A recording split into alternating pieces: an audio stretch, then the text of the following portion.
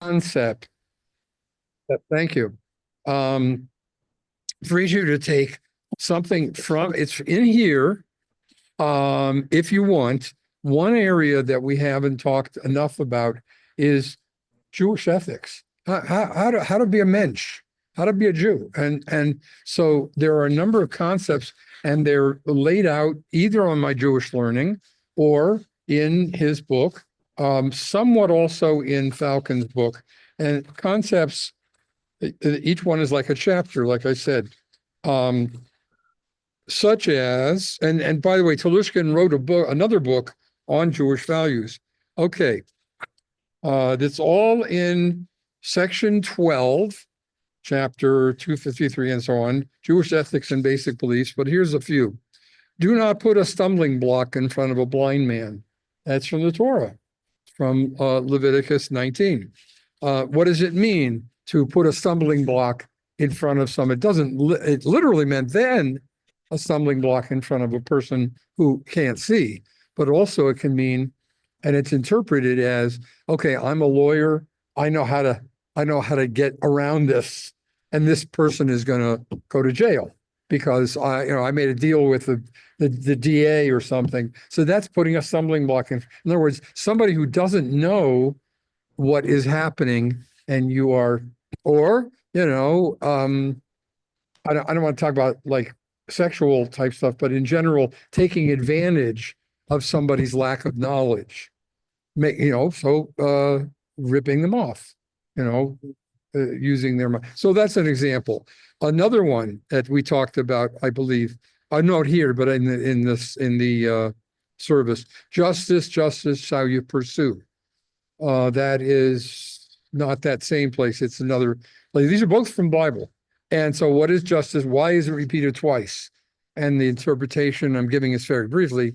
The interpretation is you're pursuing justice, but are you using just means to do it? And then there's all kinds of things like that. Then we have, here's two of them actually. Do not oppress the stranger, the orphan, and the widow. Rabbi's not talking about politics. I'm just saying in general that why is that mentioned so many times?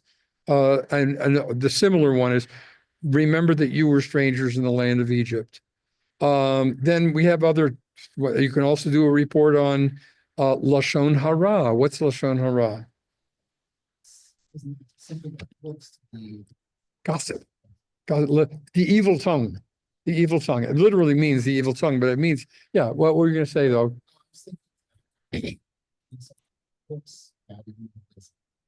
Oh, that's Maratayan. Maratayan is another. These are all Hebrew terms, but it's like two words, easy to remember, and it would be something I would want to impart to my two going to be Jews, and also my three. I'm sorry, you're already Jewish, but she's got the blonde hair. I don't know. My mind is going. So these are concepts. Lashon Hara is another one. Another great one, hospitality. So they're all right here. Would you guys like that? Would that be something that you could do and even Sam could do one. You don't have to do it together for next week. Just quick. This is what Jewish ethics says to do in this circumstance. If you wanted to be, you're not a nurse, but you've dealt with dying people. He doesn't have it as much in here, but what do you do with a person who is dying? What are the rules? They're already that far gone. Are you supposed to prolong their life? Are you supposed to put them on artificial resuscitate? What's it called? Respiration, resuscitate, don't resuscitate. So does that strike you? Anybody interested in those topics? Or would you rather do a topic like King David and why he was such a groovy guy? Huh? Just a paragraph. Yeah. So I studied it. I read the book. You don't have to, right? Yeah. You want anything to strike you from what I said? Kiddush Hashem. That literally means sanctifying the divine name. But you know what it really meant? What we're talking about tonight. Dying, or not allowing yourself to be put to death, but he died. He was killed by being persecuted. right? So the people who were killed during the Crusades, they started to use that term. Um, uh, For ethics, like, right. could I do like blood and organ donation Judaism, something like That's that? that's an excellent topic. You Okay. know why? Well, because you're a nurse. That's right. Hmm. You're a therapist. She's a nurse. Do you know something already about it, or would you look? You don't have. It may not be in Telushkin. You could find it Uh-huh. in Jewish Learning. Um, I know a little about it because when Leah was waiting for a heart, oh, interestingly, I somehow stumbled upon Jewish ethics and organ donation. I was reading about it when he was in the hospital, and that you- always kind of stuck out in my mind. yeah, that's an excellent topic. Well, the pros and the cons, uh, Hmm. and I don't want to give it away. You know that the tradition. I mean, nowadays in Israel and even in Orthodox circles, it is more accepted because what I just said, pikuach nefesh. Pikuach nefesh is the concept of saving a life. So, but the more traditional folks who say you could only here's around organ donation or organ, like I can give away a kidney, or you're talking about on death. I guess I was thinking more on death, but I can Yeah, do whatever. Doesn't son matter. has a heart transplant, so that heart came from somebody who died. Hmm. Yeah. My father, I told you, had a kidney transplant. So I don't want to do your research for you, but traditionally, I mean, ortho, it's a bat. It's something that the wind blows up there. We think we have it's the golem. He lives up there. Um, no, so there's that sound of the up in the attic. Um, I don't want to give it away, and you can research it in both areas.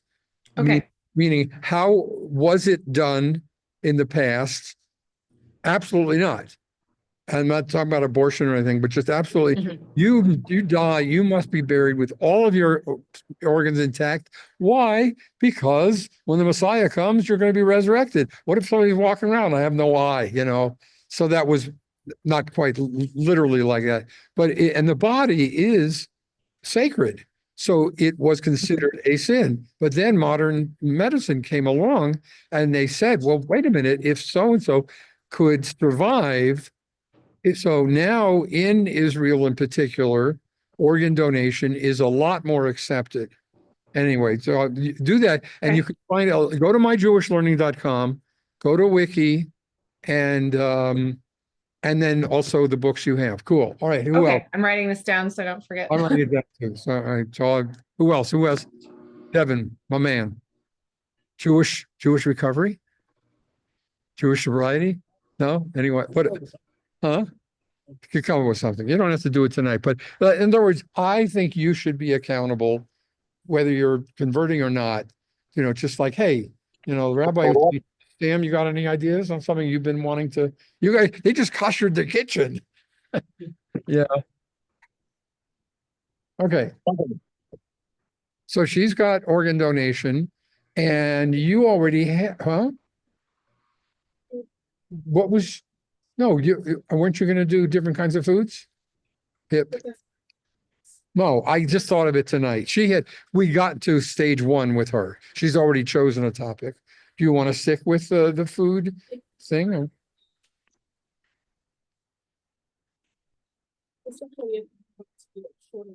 Short and brief. Everybody do a paragraph out of some book. I'm not saying plagiarize, but just you can literally cut and paste, copy stuff, and find stuff. The reason I think that's good is that would be good for your bait in also. To say, well, I also researched this. Rick, are you just tuning in? Are you all right, man?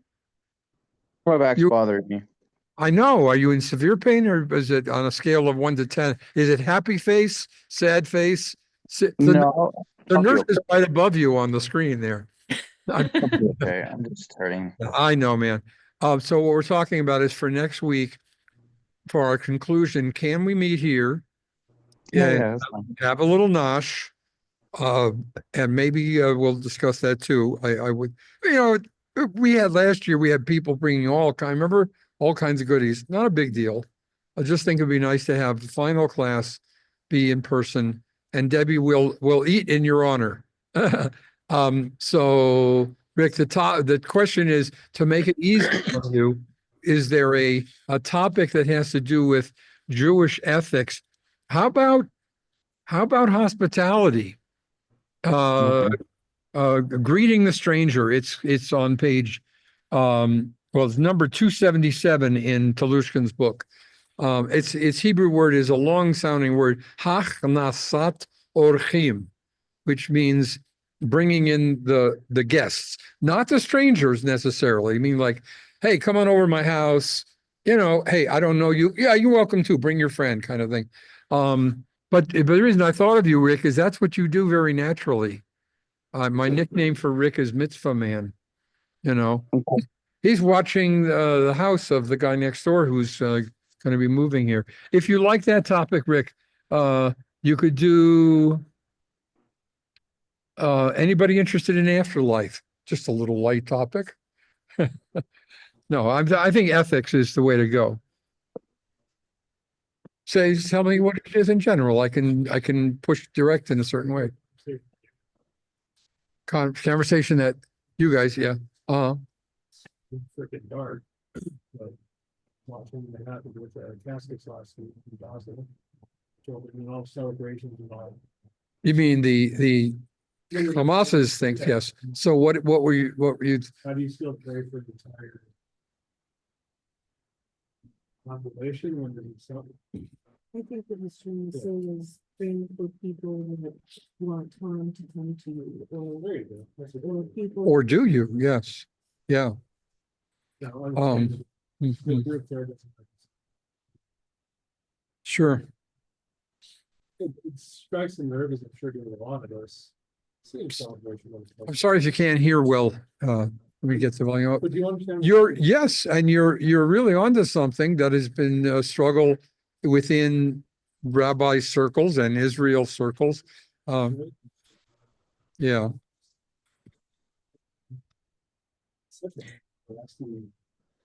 See that? Yeah. And you look away, no. Why don't you do the question along those lines of where? I mean, I thought you were going to talk about, the body or the child or the person in the coffin, but why don't you do the question of, and this could be wide ranging, revenge versus compassion. In fact, some of my colleagues were writing this.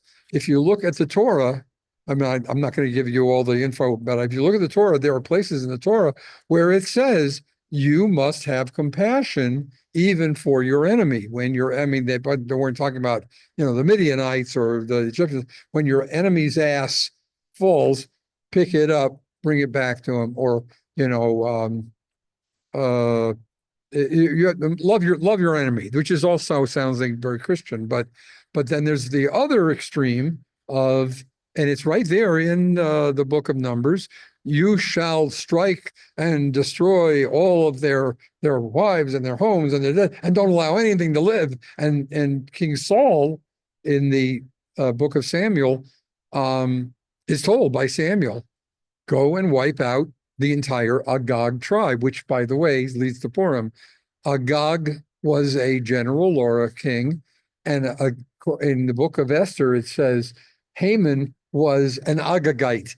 In other words, this is me getting mystical, but also this evil force, Amalek to Agag to Haman, and if you don't wipe it out, it's going to come back. Well, it does come back because it's evil. But anyway, in Israel, there are people, and I don't mean just the right wingers, who really are saying these people are Amalek. Wipe them all out. I mean, there's no good. Talk to Noam. He feels there's no innocent Gaza people. There's, they're not all Hamas, but they're not innocent. And but guess what? They say the same thing about us, about the Israelis. They don't have any. They were taught. Some of them were taught Jews are bad. Jews are evil. So, but anyway, revenge versus compassion. Go with that, man. That's, and maybe you'll just struggle with it, and we all will. But where would you go? I would say, I don't have time to go look for it. I would say go to My Jewish Learning also. And again, wiki, and you'll just say, oh, this verse says that, and this verse says this. Go figure it out. Okay, so Do you that's want, what oh, sorry. Do you want like a PowerPoint or just some That- handwritten notes and that's what our friend right in front of me, Jamie, did, and we're going to see it now. I said last year, I mean, I'm not comparing this year to last year, but I said, gee, do something on a topic. And she said she wanted to do, it's called German Jewish Resiliency. And I don't know that you'll be able to see it well tonight, but she did an entire PowerPoint that ends up being more or less a history of the Holocaust. So look, are you good at that? Can you do a PowerPoint? Have fun. You only got a week. Mhm. But yes, what would you, what, an organ donation? Yeah. Yeah, no, you know what? That would not be that difficult. You could probably boil it down to about 4 pages. Uh-huh. If that's something you do and you have the time because you're not, full-time working, go for it, girl. That's Mhm. that's cool. Okay. Huh? We had some very good papers last year. I just feel badly that I didn't push that earlier in the semester. So, okay, to review, food, but also she wants to do different kinds of, we're going to taste them all. These also, no, we're not. But, did you say you have an ethics thing or? I'll just do what I do. No, you won't. Oh, you haven't yet done the food one. Yeah. Yeah, it's knowledge. Well, as I said, look in this section of Telushkin, for all of them is very short. An eye for an eye. You remember, because that was in also, and so an eye for an eye does not literally mean if you poke somebody's eye out, they get to poke your eye out. The rabbis, that was Hammurabi, but the rabbis said, no, that means you're responsible for his sight or for his lost wages. And it's just like the law. I like hospitality. And another one, Shalom Bayit. Shalom Bayit. I was talking with Taylor and Chris, and I said, I have to make sure that I'm not going to cause conflict in their home. And I'm sorry, I'm not giving anything away, Taylor, but Chris does No, not. you're fine. Chris does not practice evangelical Christianity. The kids are going to go to hell, but he's going to be the father now of 3 Jewish kids and the husband of a Jewish wife. I, as a rabbi, have to make sure that does not cause a conflict. So Shalom Bayit is a very, very important concept. I'll give you another quick example. I come home from Israel, a 20-year-old kid, and I'm keeping kosher, and I'm this, and I'm putting on tefillin, and I wouldn't go to my parents' synagogue. I went to the Chabad house, for their services, happened to be one in Encino. And I met with Rabbi Moshe Adler, who was an Orthodox rabbi at a local college. And he said, and I don't remember when it was, probably around the high holidays, because I just got back from Israel. I'm still, young, skinny Moshe, right? And he says, Moshe, Shalom Bayit is the most important concept, or one of the most. My parents already had the Shabbat dinner, right? But it was treif chicken. And it was just a little, here, light the candles, sing a song, bless the children, let's eat. And he said, if you're going to keep kosher, and there's a way to do it, by the way, I think we talked about it. He said, you go to the store and you buy yourself that kosher chicken and you put it inside of 2 layers of aluminum foil, cook it in your mom's treif or oven.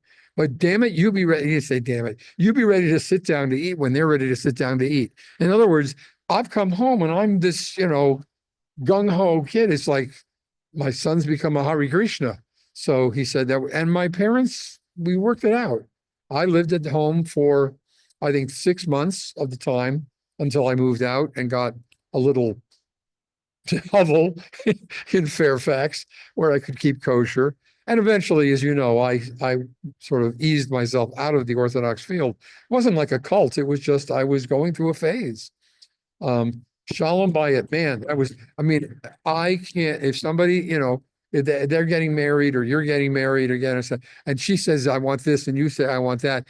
I'm just the rabbi. I'm not going to tell her she's right. Shalom Bayit, very important. All right. Anyway, those are some great values. And that's the one area I didn't cover.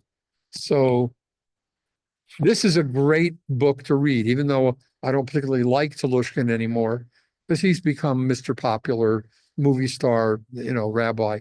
But he's the reason he wrote the book was to be like an encyclopedia. Okay.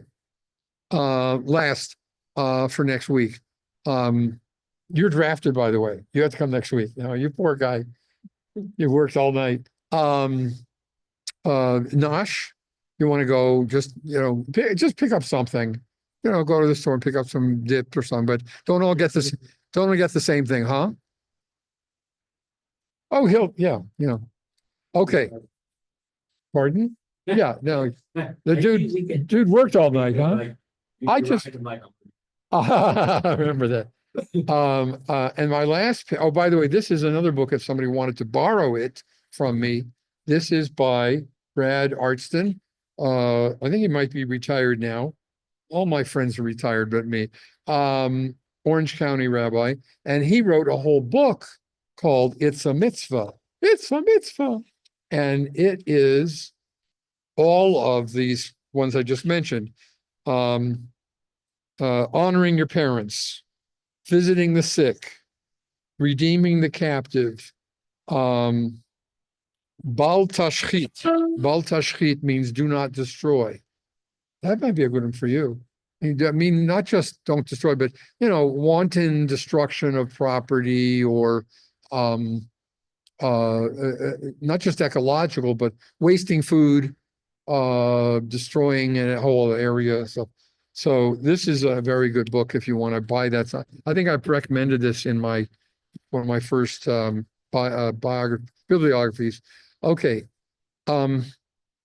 I want to start, but I also want to, I don't think we're going to get through both, not just the Holocaust, but all the 20th century stuff and Israel adequately. We may end up doing Israel more next week, but I want to get up, and I'm sorry to you guys, maybe we can just take me with you, and let's go over here to the map on the wall, just for a second. Sam will be my assistant here. What is this mysterious place? I don't remember. You were in Israel too? I was born in Hebron. Oh, wait a minute. You are, oh God, I forgot. Your parents were in Hebron? Your parents were Olim? Yep. Are. And they still live there? No, No, your parents. no, my mom got killed and my dad, well, he just died. I remember that, but why would they live in Hebron? Because they were earlier settlers or they were? Oh, no, he was born in a future. Up Irkutsk. And then came down. Oh, my goodness. Wow. Okay, I'll do the best I can. I just wanted to acquaint you with this. So it's not as hard as you might think. It's not, come on, closer, Jamie. And there's one of the materials that I sent you guys has this also on here. If you can think of it as, here, would you hold that just looking at the map a little bit? Okay, if you can think of it a little bit like California, but I'm from California, or think of it different areas within an area the size of New Jersey, radically different climates. Okay, so what is the hottest and driest place? Point to it and to explain it. Tell them. The Negev Desert down here. The Negev Desert. The Negev Desert. So it's all this whole triangle here. And then of course that is Jordan, and this is Egypt over here. And but in the middle of the Negev, not in the middle, but all the way down here is Eilat. I started here just because it was the thing that came to me, because it's what you think of as the desert. So the areas of the Negev are quite arid, but also other areas of the Negev, both because of the cultivation and even naturally you can grow quite well on it. So the northern Negev, let me see if I can find Kibbutz Saad. Oh, here's Beersheba. Here's Beersheba, here's Arad, and way over here, what is this? Dead Sea. The Dead Sea, or in Israel, they call it the Yam HaMelach, the Sea of Salt. And it's dead, or not dead, but it's because it's the Jordan flowing down and it stops. It doesn't continue. So all that salt piles in there. So that's a great place. What do people do with the Dead Sea, Sam? Yeah. Float. Yeah, you just go, they go there to float, and also because you can't swim in it. I mean, you can swim, you can't really, you got to be careful to take care of yourself. But along the Dead Sea here, There's also they something have- interesting about the there's Dead Sea. all kinds of It's- resorts. You Yeah, know, it's so salty that things don't rust in it. they Because don't this- rust. Yeah, well, like if you go to the Oh. ocean and you do Yeah, stuff, you can put uh-huh. it in there and it'll actually clean something instead of. Oh, interesting. Okay. So they have different resorts along the coastline here, and you can go get a mud pack, or, people literally will go into the thing and put mud all over themselves. All right, so we're going north. What is this area here? It's in the news. Gaza. This is the Gaza Strip. This is the infamous Gaza Strip, pretty much from here to there. And that is what's also interesting historically, that was where the Philistines lived back in the day. And it never was under Jewish control or Israeli control. It was many years, centuries ago. So all this is the desert area. Also, I should mention while we're down here, there are also several kibbutzim in this area. It's not, as I said, it's not all dry. And the Reform movement has a kibbutz there. My friend Michael used to, I think he still is there. And but from, let's say, Jerusalem or Tel Aviv to here is 6-hour drive. It's a long drive. Okay, you want to take some more? What else you want to tell us about geographically? Want to hit the Galilee or Jerusalem? Well, here's another fact about this area. Yeah. When Joshua came into Israel and he was told to kill everybody, and he made an agreement with the one group, that's where they were also at. The ones that were told they were going to be a thorn in their side forever. He left them alone? Yeah, the Oh, one group. That's where that happened. that's news to me. That's one I hadn't thought of. Jericho, by the way, is is. down here. It'd be a little hard for me to find it. Jericho is so there's the Negev, and then there's the Judean Jericho. desert. Here's Jericho. There's Judean desert is also hot and dry, Oop. but it has, that's okay. It's my AOL going off. Oh.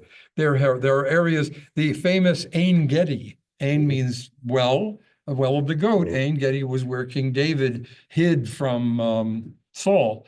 And although I don't know what it looks like now, you should be able to just go there, and in the middle of the desert, there's this oasis, Okay, you want to tell them your favorite or from your travels? What else you want to do? Just geographically. We're not doing politics as much. The Golan Heights is beautiful. Incredible. I mean, Okay.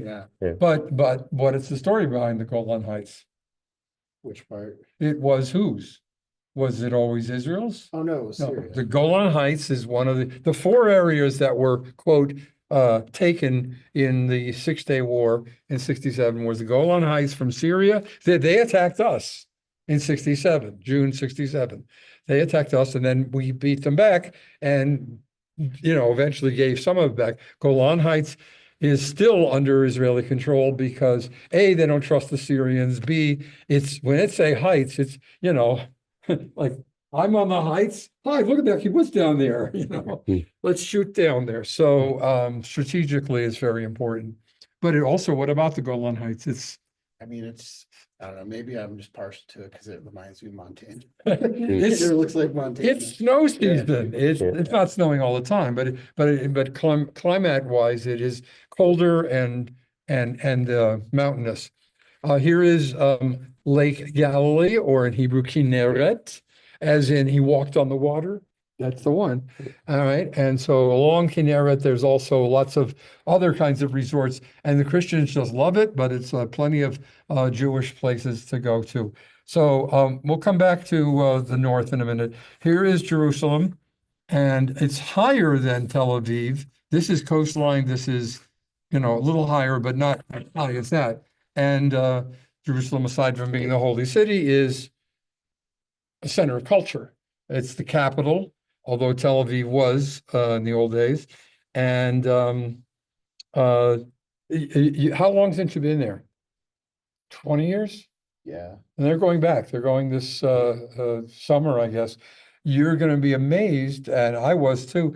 Back in the day, you used to have to get around in Jerusalem on these stinky egghead buses. You know, people piled on. It's like worse than the subways. Mm. But buses, you know, and the buses are crowding in these old cobblestone streets, and they built a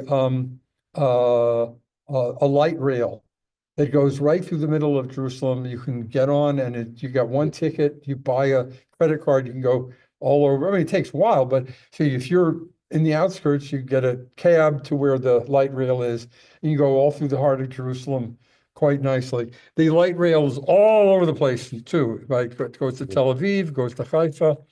Okay, so my thing that I like to explain to people, I guess we got to get to the Holocaust and stuff, is Tel Aviv is LA, Haifa is San Francisco, Jerusalem is Rome. If you want to, you know, in your mindset, you want to add anything else environmentally or? Well, Culturally? Jaffa's great. There's that Jaffa- Cliff, yeah. that used to be a Roman port, but it was a port for tons of different people. Right, And then, the Romans, the Arabs, yeah. But the cliffs are great. The weather's always seems to be nice.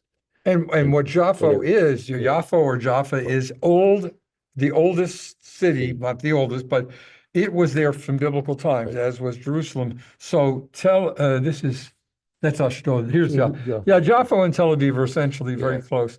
And Jaffa, the other thing about it is fairly not large Arab population, but it's an Arabic city. You can get great food there and artists and stuff. Whereas Tel Aviv was built later. Tel Aviv, that's why I said like LA. When they were building in 23, 24, 26, they were building this new city. And it's, you know, it's very different from the old port. Okay. Anyway, so think of the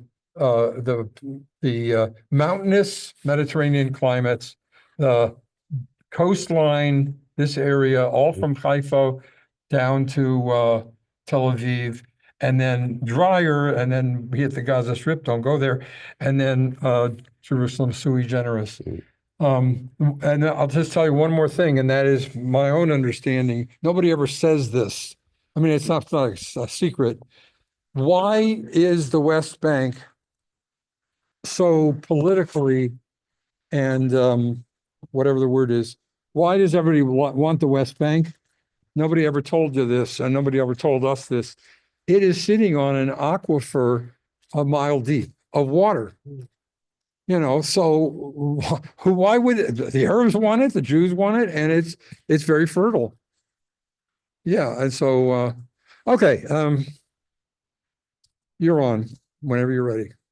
Okay, we decided to do it this way rather than me talking. Do you want to introduce it? This was her project last year. Okay. Meanwhile, I'm also going to make sure that did we get all the copies done? Okay. Let me go make sure that I have everything. Turn the lights down. Okay.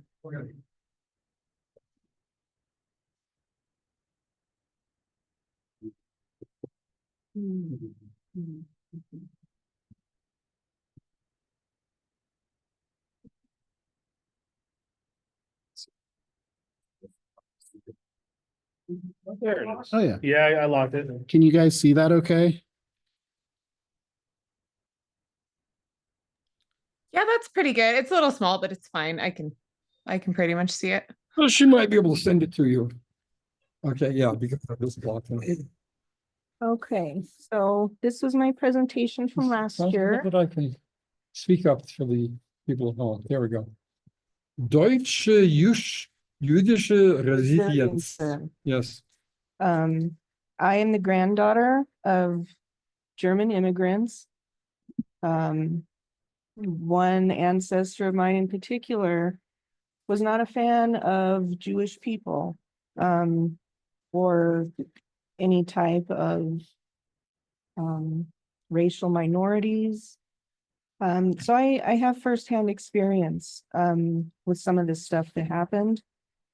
And I was raised in an environment where this type of thing was encouraged.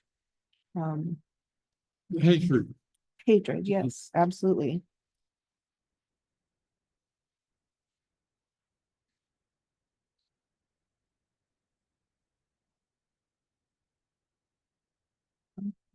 No.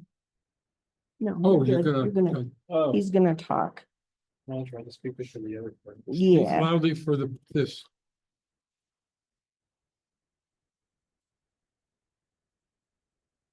Can you get your volume on?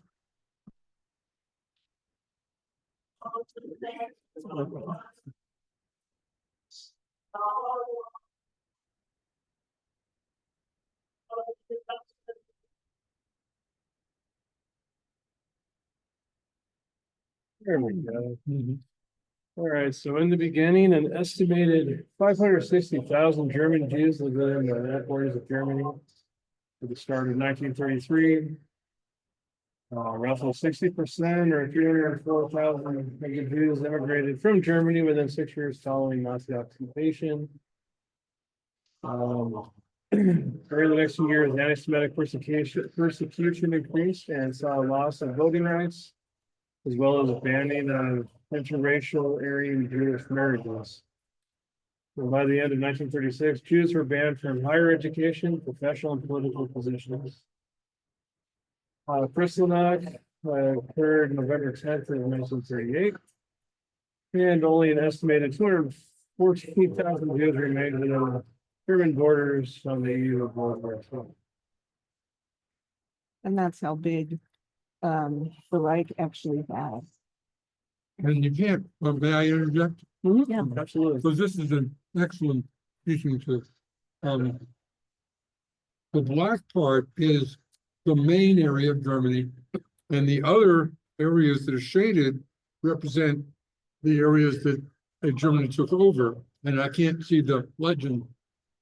And some of what Devin said is related to Israel, because that third point about 35, 36, I'm sorry, the second point, a lot of Jews who were able to get out, got out, but quite a few could not. Some of those people moved to Israel. Some of those people moved to this country. There's a movie I recommend that you watch, called The Woman in Gold.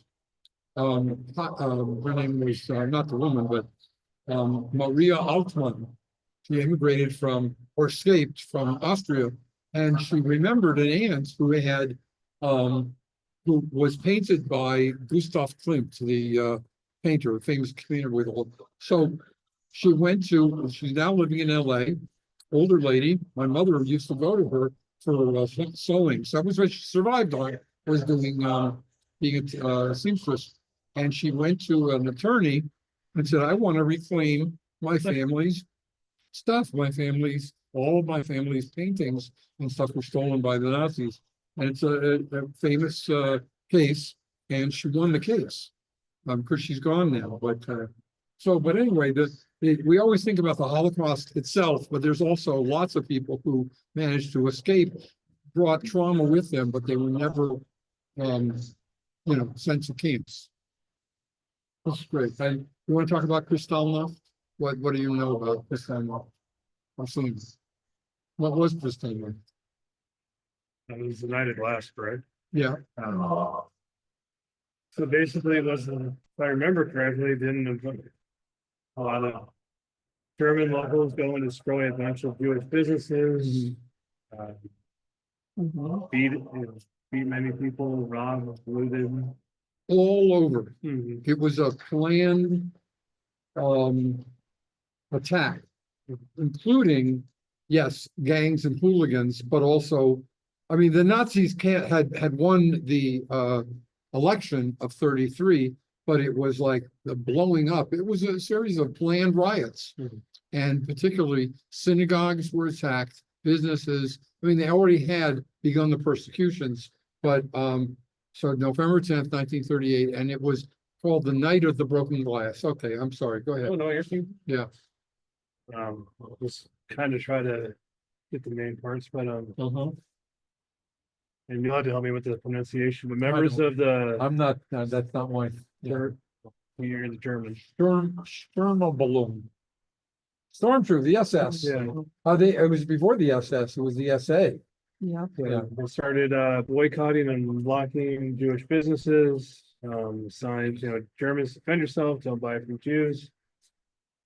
Native population, Jewish populations combined with Eastern European Jews were to be deported to ghettos and concentration camps. In 43, Germany declared itself free of Jews. Jews fly. Mhm. At the end of World War II, an estimated 180,000 German Jews were murdered under Nazi occupation. Roughly 6 million people are estimated to have been murdered in the Holocaust, comprised mostly of European Jews, but also those viewed as quote unquote inferior by the Third Reich.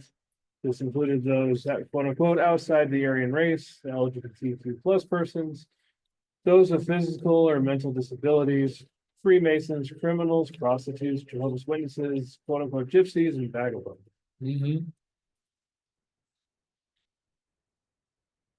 And Rabbi Lord Jonathan Sachs is quoted as saying, "This is how to deal with crisis, wrestle with it, refusing to let it go until it blesses you, until you emerge stronger, better, wiser than you were before. To be a Jew is not to accept defeat.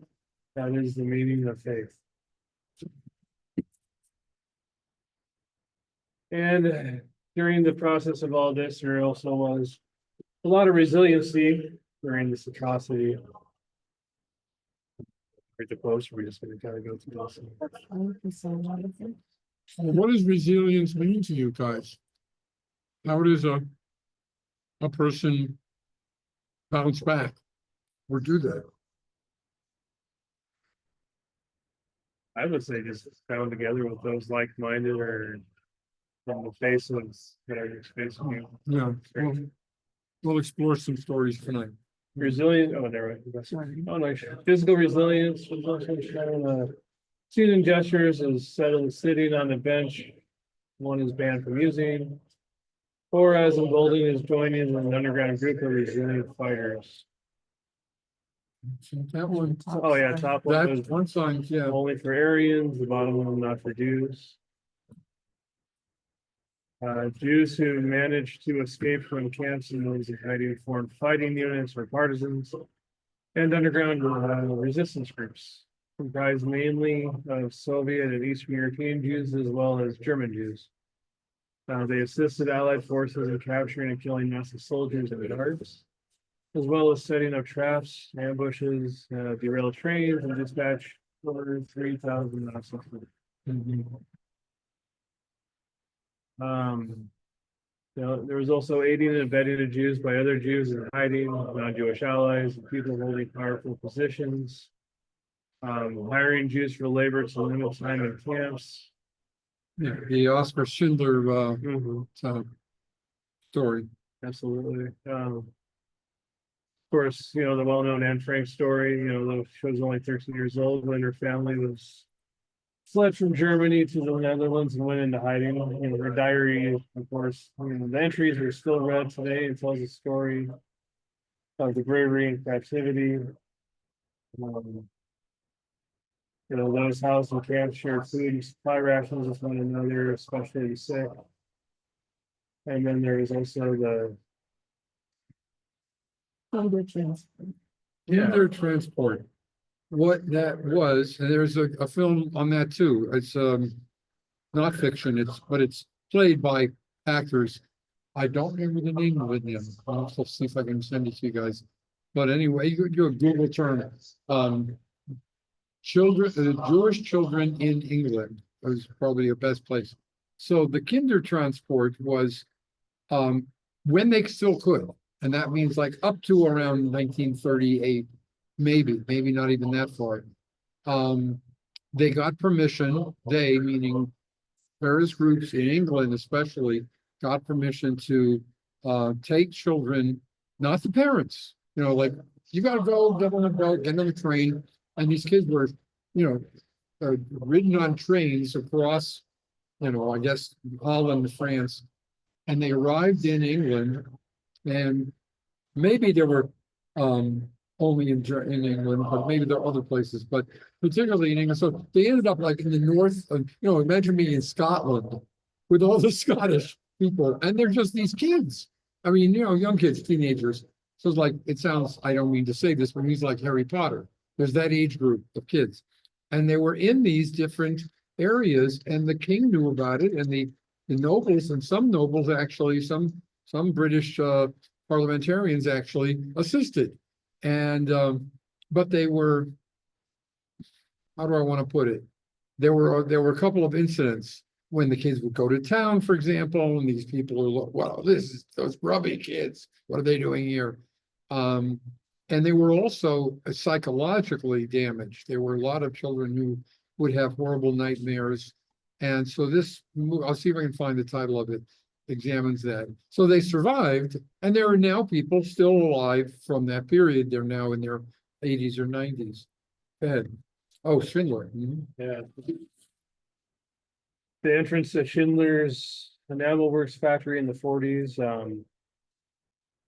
I'm sure by now a lot of people are familiar with the story based on the book and the movie. But Oskar Schindler was a German businessman who acquired previously Jewish-owned factories in German-occupied Poland. He employed forced Jewish laborers from Krakow Lasau camp and permitted 450 others from nearby factories to live there.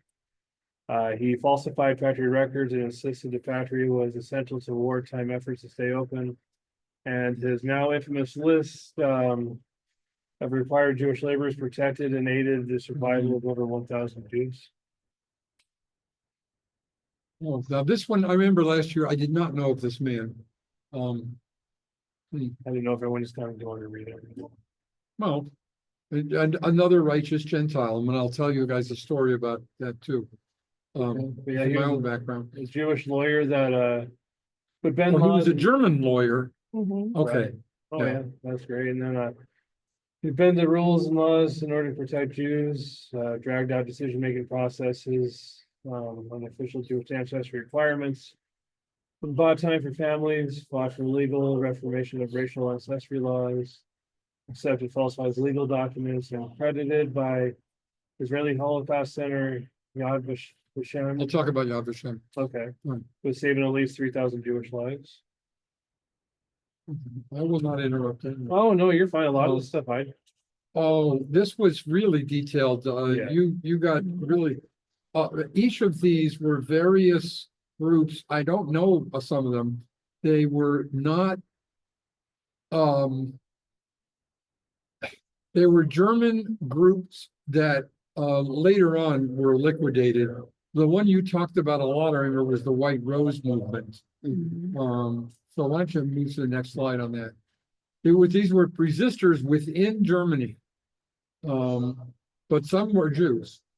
Okay, well, this is the Schwingjuden. There's a movie about that also. The swing kids. Oh, yeah, right. So the White Rose movement, if I remember right, passed out a lot of flyers Yep. and Yep. information Illegally. illegally. Gotcha. Okay. And then, of course, there's also the mental and spiritual resilience. Mental and spiritual health greatly affected victims and is often believed to be one of the most damaging aspects of the Holocaust. Rabbis and spiritual leaders were often sought out for direction and comfort. Prayer was a large part of life in camps and often done in secrecy for fear of punishment. Those in camps often found ways to occupy their mind and found solace in creating. Used objects within the camps to make sound and music.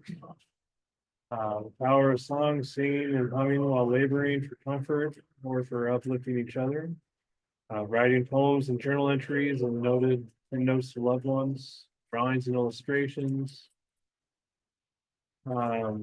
Professor Francesco Toro. That was a new one to me also. Okay, is an Italian composer who has made it his life's work to find and orchestrate music composed by prisoners in Nazi camps. He has managed to salvage around 8,000 musical works over 30 years. There was an explosion of creativity in the camps. In spite of tragedy, the situation was his driving idea to save all the music. And then that was a drawing from the Dresden camp. Yeah. So.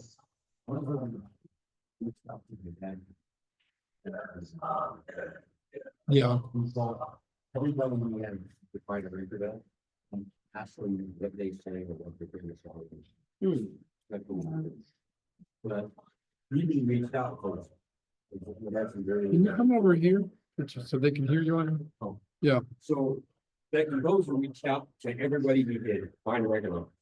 I read somewhere, and my dad said that he called over 100,000 people.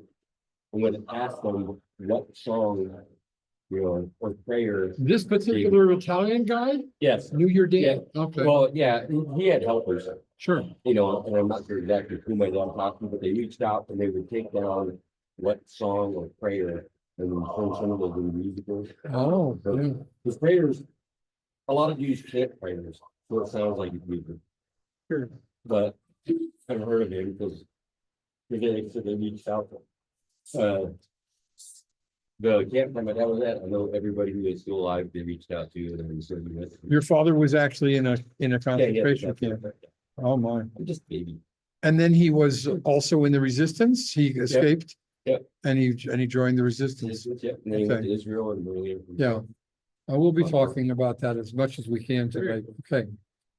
All right, You can hear her. let's let her finish because I'm interrupting. Oh, no, you're fine. Okay.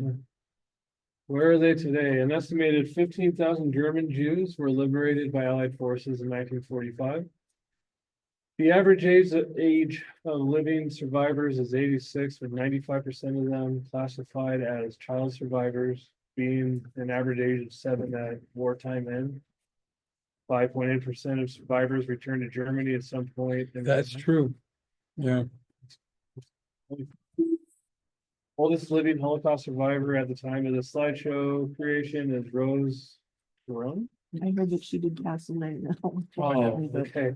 A Polish Jew now living in New York at the time was 112 years old.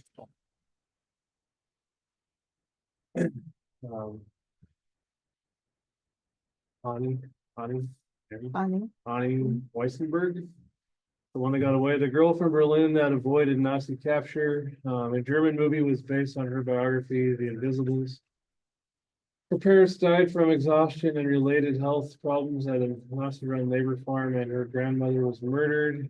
And Theresienstadt. thank you. Ooh, Very nice. Concentration camp. She was placed to work in a textile factory. That I don't know. Yeah.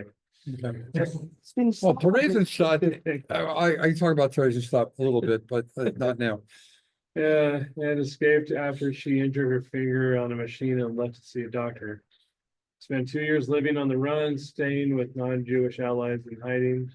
She cut and dyed her hair to change her appearance and obtained false documentation, and adopted a new non-Jewish sounding name, Eleanor. Eleanor Winkler. She took a chance by going to apply for a job at a movie theater, which the Jewish population was banned from, and met the cashier, Victoria Kolzer, and she helped hide her and became a mother figure to her. Ani trusted her enough to move to Paris with her at the end of the war, where she eventually met her future spouse. And she remained in Paris for the remainder of her life and passed away in 2019 at the age of 9. Okay. Let's see if we can skip through. Oh, this is important. No, we can't skip this. This is the Nuremberg trials after the war. And this is, I'm sorry to interrupt you, Oh, no, but you're I don't want to read it, but basically all these guys with the headphones were, it was being translated.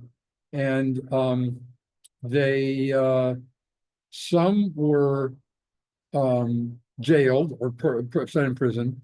The worst of them, Eichmann, was sent to Israel where he was hung. And this is where the famous statement, was I was only following orders, And one of the other things that down there, like bullet number 5, is in Germany, today, we don't know what's going on because of the governments and stuff, but it has become, you are not allowed to, publicly proclaim the kind of Nazi positions anymore in Germany. Whereas ironically, in America, we still have free speech, so I can go and, I mean, a bunch of Nazis paraded in Skokie, Illinois, back 25, 30 years ago. So, and they have mandatory Holocaust education. One of the most, there's both reparations and also funding in Israel that comes from Germany out of the reparation funds. In other words, if you have a project, I'm not saying anybody can do it, but the Van Leer Institute is a project that a friend of mine works in, and it is funded largely from German reparation program. So they've done a lot. Okay, can we skip some of these? Okay. Oh, yeah, well, this is important. Jewish military chief rabbi. He was the first in 90 years Mhm. after Hitler banned having any type of Jewish leader in armed forces. Right. Now, in the film, which I guess we won't see because this is more important, the film you will see, if you watch part 5 of Jews of People's History, as I told you, it was largely filmed in Europe. So they interview German Jewish professors and rabbis, and you're hearing German, and that's the other thing about both Germany and to some extent other areas is there has been I won't call it a renaissance, but a repopulating. There are people who've moved back and reclaimed them. But what do you do, by the way? You can't just come back and say, hey, that was my house. Your house has been sold for 3 other people since then. So people will do that sometimes. They will go and find a street where their parents or grandparents lived and know the history, but it's gone. Yeah. Oh, those are a small portion. Oh, wow. Huh. The bottom. Yeah. Yeah. Note that those lists come from all walks of life, different occupations and religions. Those that paid the ultimate price for their good deeds and were executed or suffered death are highlighted in red. Right. It's called the term in Jewish terms is not, you don't have to give the Hebrew word, righteous Gentiles. And he mentioned earlier the institute, which is both a museum and an institute in Jerusalem. You've been to it, I'm sure. Yad Vashem, which means a monument and the name, but it's from a Hebrew term in the Bible. But Yad Vashem is essentially, as I said, it's a museum, an institute, and cataloging. And they catalog these people, and not only Jews, but they also make a point. Bonhoeffer, there's a movie that just came out. I watched it down in Fort Collins about Bonhoeffer.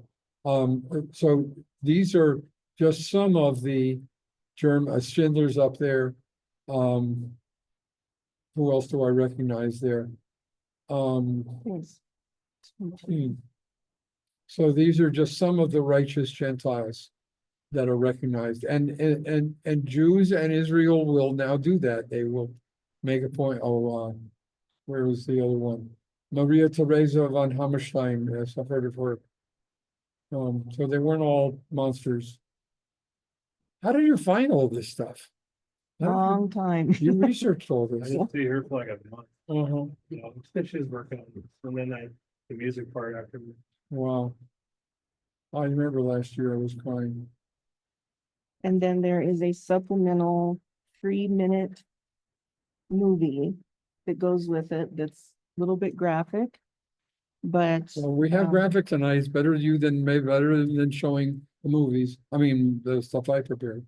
Is this it's a movie? I Well, mean, you a remember- video? Remember that Yes. music video thing Yes. she made last year? Yeah, and Yeah. but some of the I wasn't critical, but some of the people are in it are Christian oriented, but they're doing it from their own point of view. They really need to. Go ahead. Oh, this is the rest of your thing. So I'm gonna turn that Is on it- for you. Huh? Music volume, so. That's fine. Just Tell do you it. what it was. But it'd be good because they'll be hearing it on There here. it goes. Are you guys doing okay online? She's now showing a short video and then Yeah. we're gonna, okay, Yep, I'm good. okay. Is that the short subject first? First we get a cartoon. I'm sorry, that's terrible.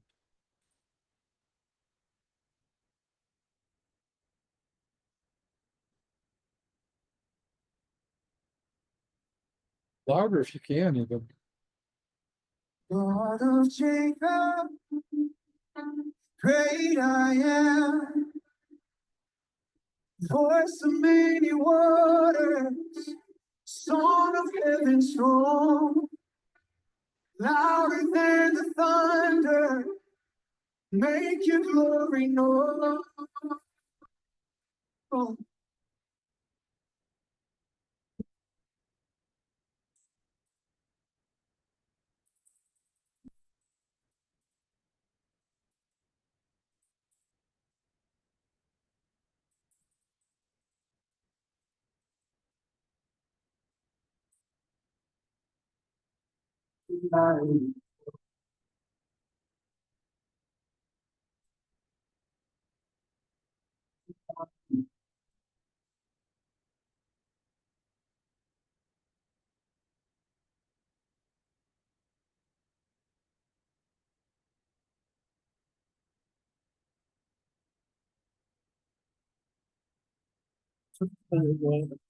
Or some of them.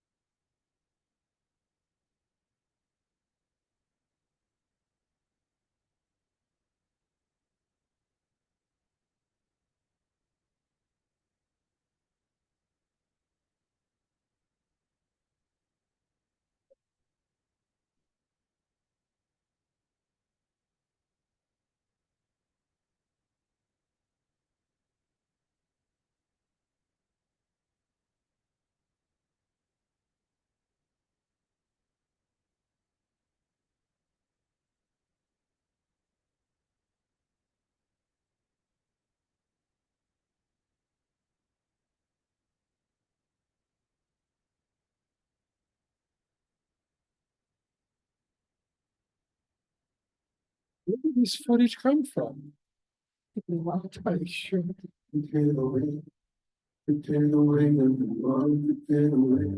That was Musk, wasn't it Musk right there? I'm sorry.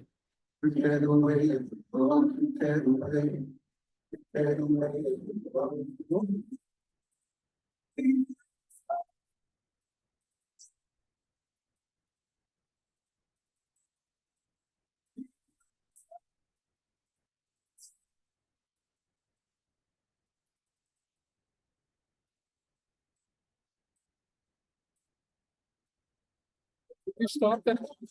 Go back? No, that's Auschwitz. Yes, that.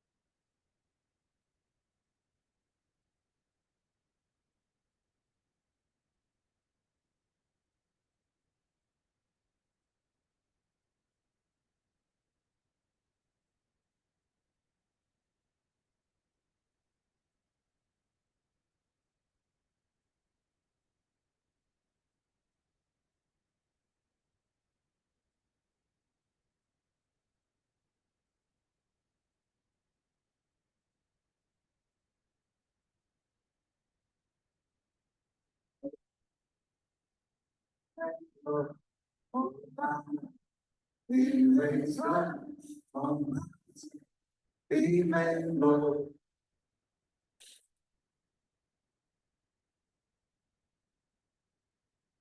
Oh,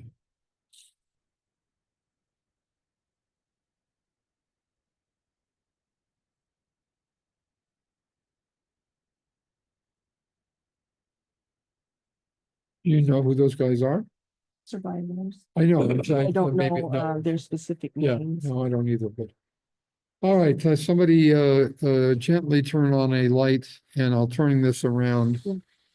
And I want to respect your time. It's already 8:15. I'm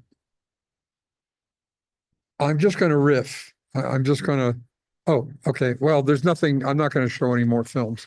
Just gonna let us talk to me and with you and all that.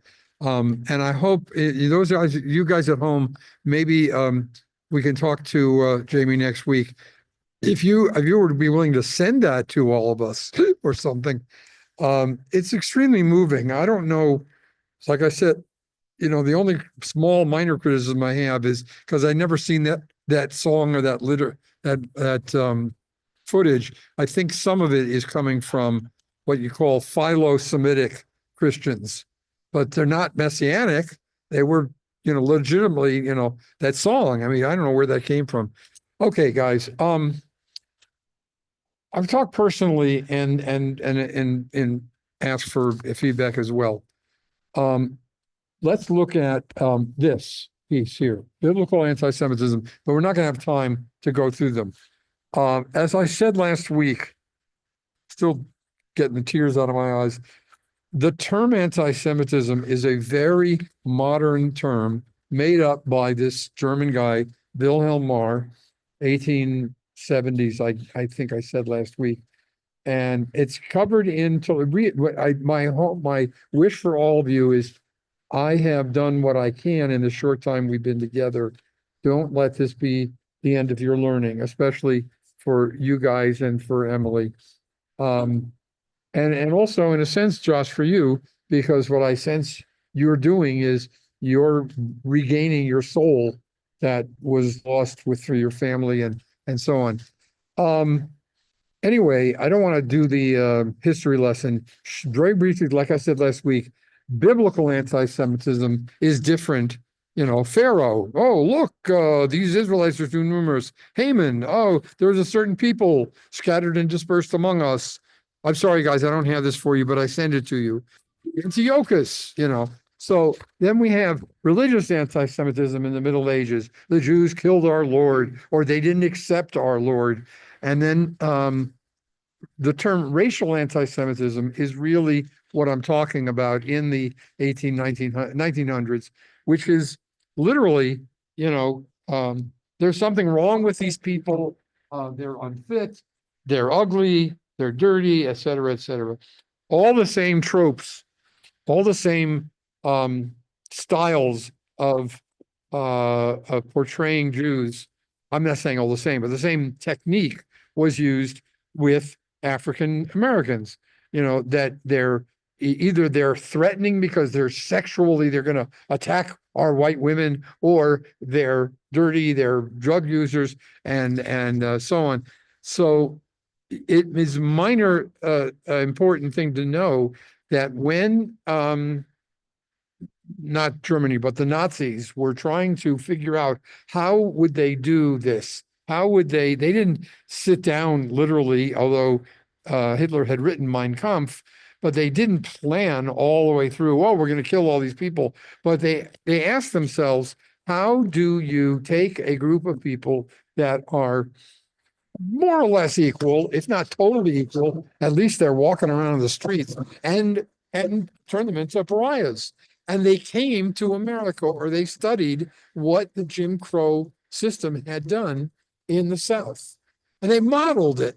I mean, you want to hear my political diatribe? They had lessons in how to do this. And if you look at my parents, when they got married, went through the South, and they had never seen the Jim Crow system before. It blew their minds. Oh, and you know that the same kind of this, what I call racial anti-Semitism, and we know that there is no way to look at a person and say, oh, or you can sometimes say, oh, you look Jewish, but they literally did do that. And so all of that is contained in some of this material. So, but what I want to emphasize is it doesn't happen overnight. They don't just pick a bunch of people up and just throw them into camps. So the timeline is here, a timeline. And to emphasize what I said last week is that the guts, the hatred was already there, implanted in not just German society, Ukrainian society, Polish society, Russian, all of this, because all you had to do, and again, I like these people, I'm very pro-Ukrainian, but in those days, it was common to go to Easter services and hear the priest, talk about they killed our Lord, and then go out and get drunk. And then that would be when a pogrom would happen. You see that in a very small way in Fiddler on the Roof. They're having a wedding, and then these guys come in. I mean, they were horrible. The pogroms that were spontaneous were horrible. And then the Russians got figured out, hey, this is how we're going to keep them under control. We'll start a pogrom. We will encourage a pogrom. Side issue, I talked about this last week. In 1881, Tsar Alexander II, I believe, it might have been the third, was assassinated. And it could have been that it was a Jewish anarchist, but they blamed it on the Jews, and the government, stimulated this. So they got to the point where they knew, not just the Germans, as I said, everybody knew how to, light the fire. The fire was already lit. So the religious anti-Semitism, or the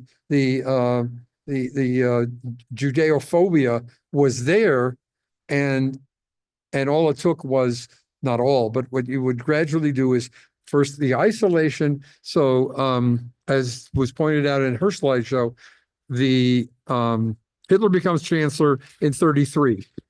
The Nuremberg laws are passed in 35. And at first, the Nuremberg laws were not just, oh, you can't marry a non-Jew, you can't marry, but people had professorships. People were kicked out of work. They were told, you don't report for your job. And also, I know you know this, but this is in, there's a new movie, as I said, I just saw it about 2 months ago is it on Bonhoeffer? Anyway, it's slightly not quite historical, but Bonhoeffer meets Pastor Niemöller.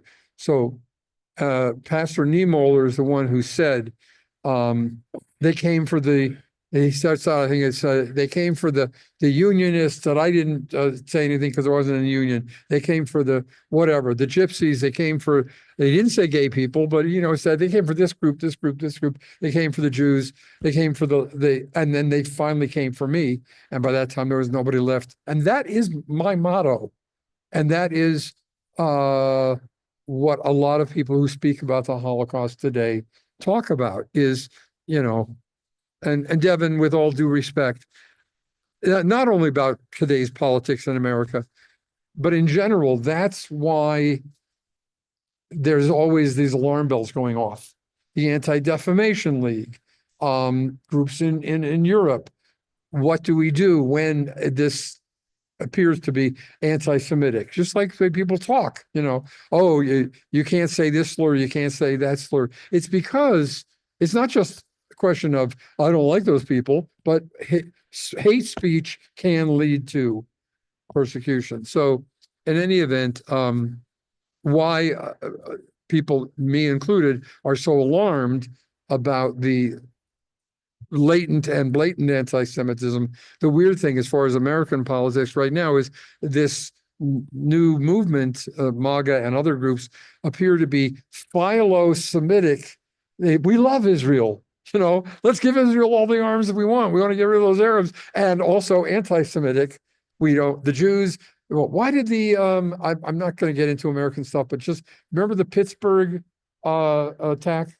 There was the synagogue. The guy who started that attack was convinced that the Jews were responsible for the immigrants. So blame the Jews for all those other people. So and we get it from the left and we get it from the right. And so in any event, back to the Holocaust is an important, I urge you, don't shy away from it. It's an important area to study.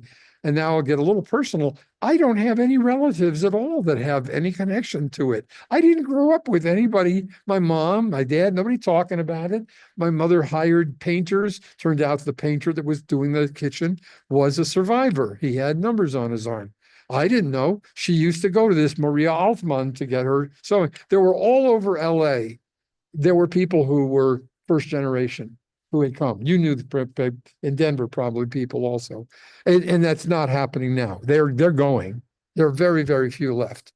But back to the timeline. So the laws, then the separation, and then a pivotal point is 1939, they take over Poland.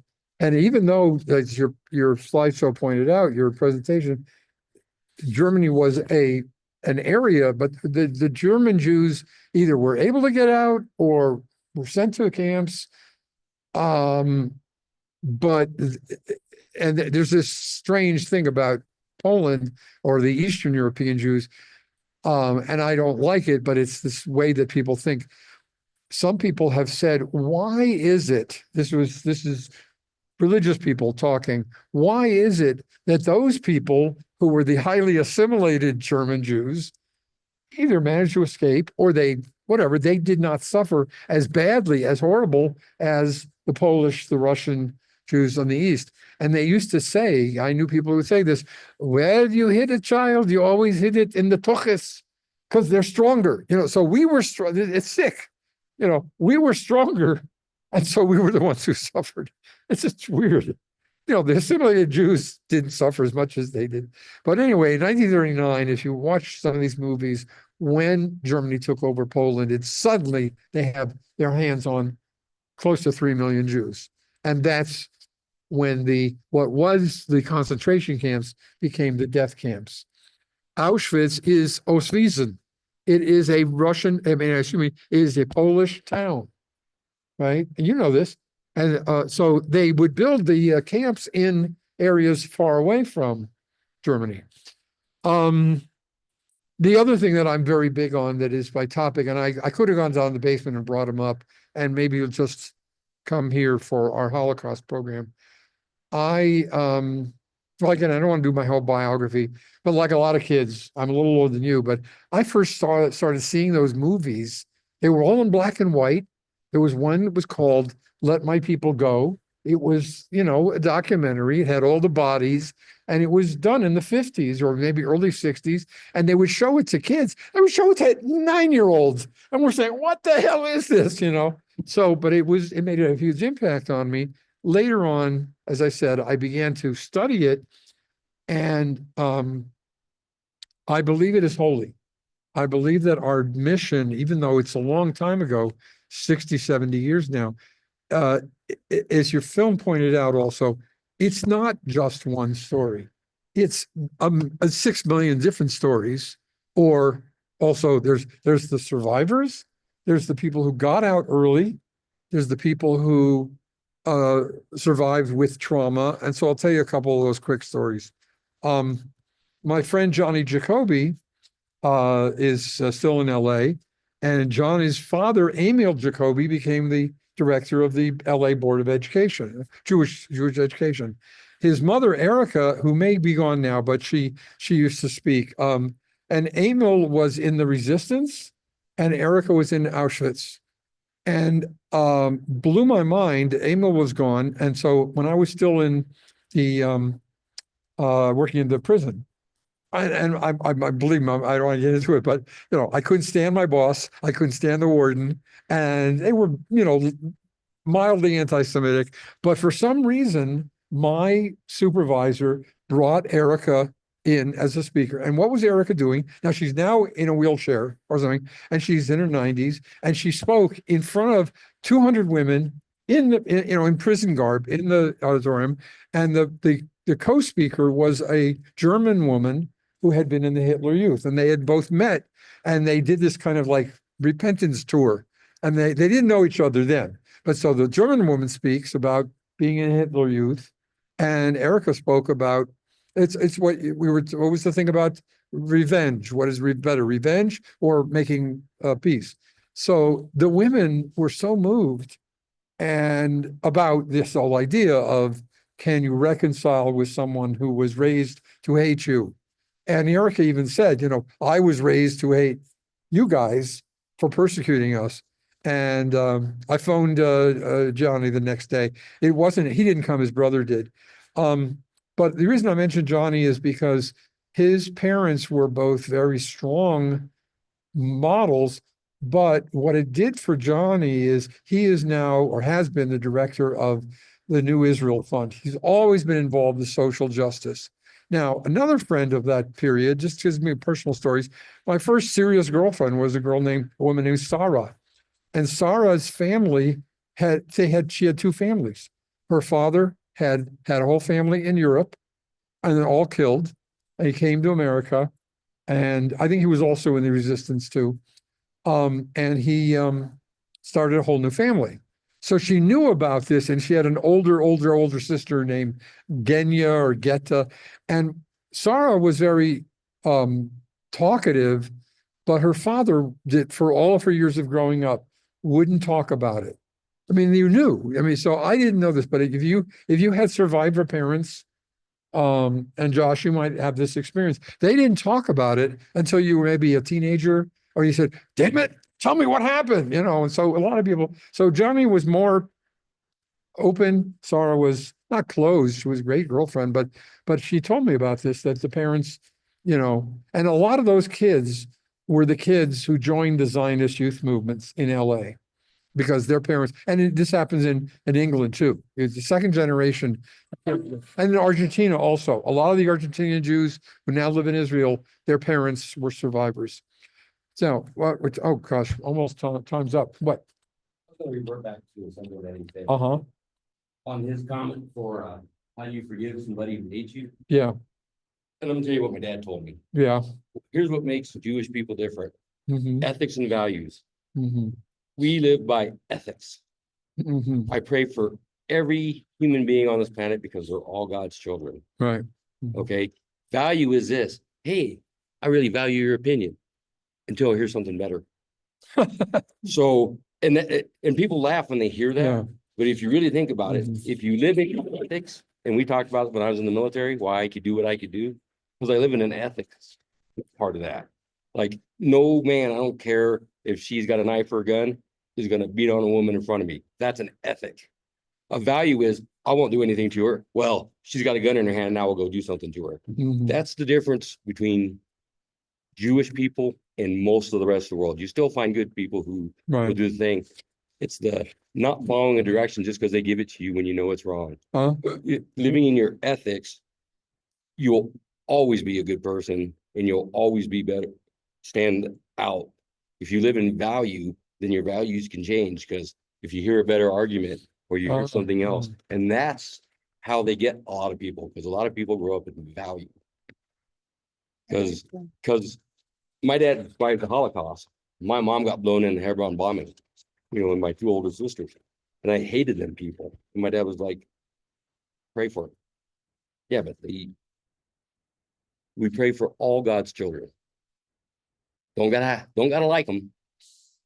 But God made them as much as he made you. And like you said, and that's where that whole difference is. That was the same reason why, like when we talked about the American Sniper, my ethics is I'm here to save you, and you. If somebody grabs a gun who's not supposed to grab a gun, I'm shooting them. Don't care. I will pray for him and go about my business. When you're living in value, his values hit him. He knew what he was supposed to do, and it screwed him up. Yeah. Because he's playing in value, not in ethics. And that's a huge difference. Okay. Segue somewhat to Israel. That is why you've done it. Thank you, Josh. Very profound. That is why in Israel there is so much discussion in the army and in circles about what is the right thing to do. Survival? Is it, I mean, I mean, you mentioned the coffins. If there's an accident or a bombing, I'm not into this, but the Orthodox will go, and there are groups of people who will go and retrieve all the body parts and, honor this person. I want to close with one quick story and then connection to Israel a little bit.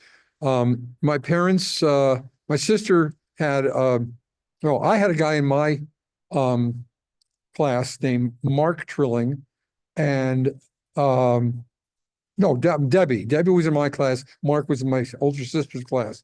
And Trilling, all right, Trilling. So they were related to the critic Calvin Trilling.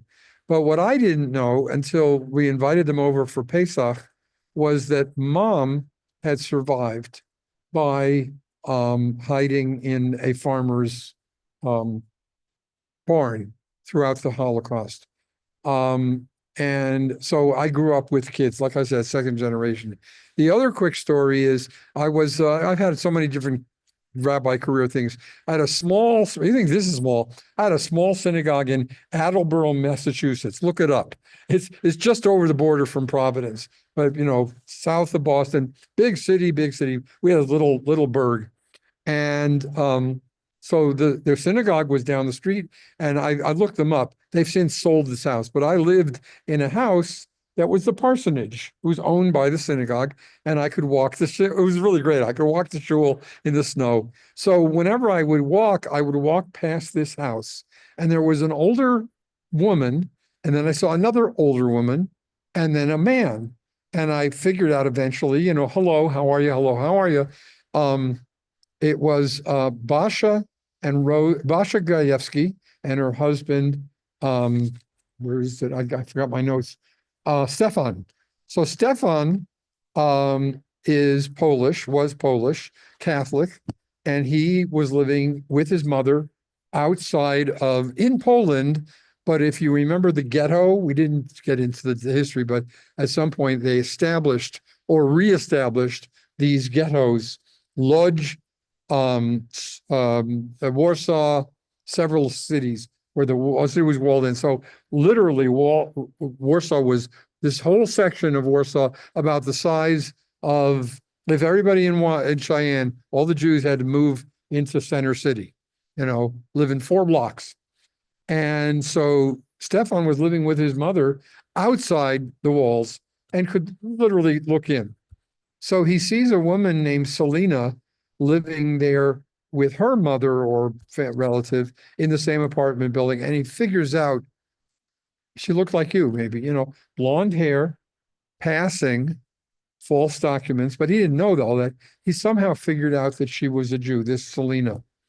So he said, you know what, it's not going to be safe. You guys have to move in with us. One thing led to another, and Basha and Rose Gutman. And so before you know it, there were 14 people living in this apartment with Stefan and his mother, and they rescued people. So he and Basha fell in love. They got married just as the war was ending. And picture the ghetto is right here, and they could see in. So that's part of it. The other thing about Stefan is he had free reign to go in and out of the ghetto, and he would he was part of the Polish resistance, and he would bring in information and take out information, or maybe, I don't know if he could smuggle in supplies, guns and stuff. So and his English was very, very halting. He never learned English well. Working class dude. He had your build. He was a stocky guy, very Polish. And as I said, she married him. And the reason I mentioned it also is that I would, here's me, the rabbi. Well, why don't you guys come to the synagogue? Oh no, that's not our thing. They were so cloistered. So Rose, the sister, was living there, and Rose Gutman, her husband, had been a Jew, and he had died. So the 2 women and Stefan are living in this house on my way to the synagogue. One thing led to another, little tea, little this, and I heard his whole story. and I don't want to get into it too much. In that particular town, there had been at least 2 or maybe 3 or 4 incidents, all involving anti-Semitism.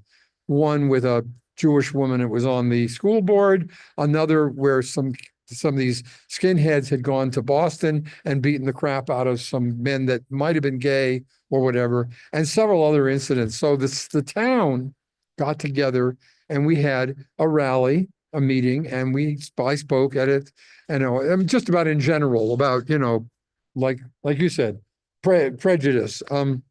So the time went by and we realized, back to Yad Vashem, we realized that his story needed to be told. And this is one of those little guy, unknowns. And he didn't save 5,000 Jews, he saved like 15. And so Lena went to live in Israel. Rose for some time lived in Israel. Meanwhile, they come to America. They're just quiet people living on the street, living in their little house. And as a result of that, later in that year, as I was getting ready to depart the synagogue, we had Stefan and Basha speak at the synagogue, and the whole Christian community showed up, and they went to Boston and they met with the Israeli consulate, and he was declared a righteous Gentile. So when, as I said, this institute I mentioned in Israel, Yad Vashem, there are several different institutes you go to. There's another one which is the Ghetto Fighters Museum. You can literally, what a diorama is? There's the Brontosaurus and there's King Kong. You can literally go to this one kibbutz that was founded by people who survived the ghettos. And this old guy, I'm sure he's gone now, would have a little model of what Warsaw looked like, where lights would go on, and here's where we were, and there's where the Germans were, and he shows you, and you're like, anyway, it's time to go. I want to end with this last thing about Israel. When people argue about why Israel exists, it's not the only reason. It is Jewish. Yeah, get that. This is Modern Israel. I send it to you also. Modern Israel at a glance, and the material from the Denver ITJ. I had a professor in college, and he posed the question: is the conflict, we're not doing this in depth, but just in general, is the conflict a conflict between right and wrong, or is it a conflict between 2 rights? Meaning, you guys were there, there were Arabs living in Israel, Palestine, and then some Europeans, and even 2/3 of Israel is Jews from Arab countries. So we're not strangers. But he started to ask the question, when push comes to shove, should Israel become a state back then? And the answer boils down to one of the answers is, where else could we go? Nobody else would take us. The St. Louis was a ship, and what's the other ship? I can't remember the names right now. There were several attempts to get Jews onto ships coming to the United States, and they were turned away. What's the other one? I'll look it up for next week. So there were, long story short, there were people in Roosevelt's administration who also were opposed to Jews coming here. We don't want those people. So anyway, I want to, there's on the last page of that essay here is this one here. It's just from the ITJ. After the Shoah, there emerges, this is from Emil Fackenheim, professor in Canada, now deceased. He wrote a book in 1970s, and he said, there emerges for us a 614th commandment, right? There's 613. So not just 10, right? A Jew is forbidden to hand Hitler a posthumous victory. That means, have a Jewish life, raise Jewish children, become a part of a Jewish community. Not just, the bad people, but, I'm not going to go to a synagogue. No, you have to perpetuate, rebirth. We're commanded to survive as Jews, and so on and so forth. He also He was fairly religious, not Orthodox. We are forbidden to deny or despair of God, meaning, I'll say it this way, you must have faith, the way you were talking. You must believe. I know people who don't, who lost their faith. There's so many stories. One more. When I was at Reed College, I'm interviewing for Portland. You know about that, I'm hoping. When I was at Reed, a bunch of us guys, or 2 or 3 guys, used to go to this very, very old style, it's still there, Hungarian synagogue. And they would give us schnapps and gefilte fish and the whole thing on Saturday morning. So the man who was the gabbai or whatever, his name was Mr. Braun. And Mr. Brown had numbers on his arms. And so he said, come on over for Shabbos, come. So sat with him while we're eating. And I don't remember if he told us this over Shabbos. It would have been a little bit strange. He was a capo. He was one of the guys, not a capo, I'm saying, he was one of the guys who survived in the camp because they would send him to go pick up the teeth and the jewelry and not the teeth, but the gold fillings out of people's. So he said, when I left there, he may have been raised religious or not, but he said, when I left there, I said, I have to become an observant Jew. And other people, you hear other stories of people who were religious and are now anti-religious. So there's no one story. You will hear 100 different stories. See the movie if you want to watch something interesting.